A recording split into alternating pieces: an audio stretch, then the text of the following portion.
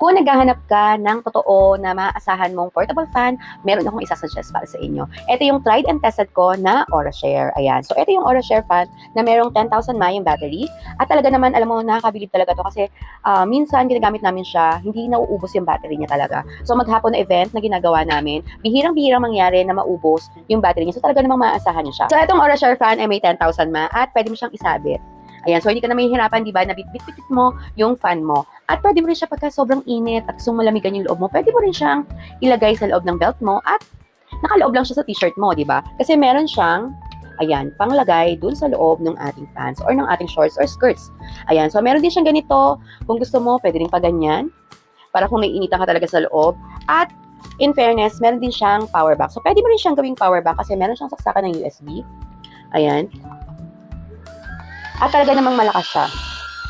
Pati ginagamit namin kasi mga event, naka 100 pa siya. Pero ang tagal talaga niya, parang ikaw naman kasawa na hindi pa rin siya ubos. Hindi pa ubos yung power niya. Dahil power na power talaga to. So meron din siyang ilaw dito.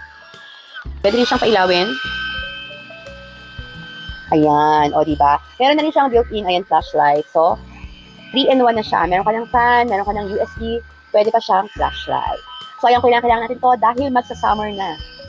At habang naka-sale pa siya. So, dyan lang yung sale basket.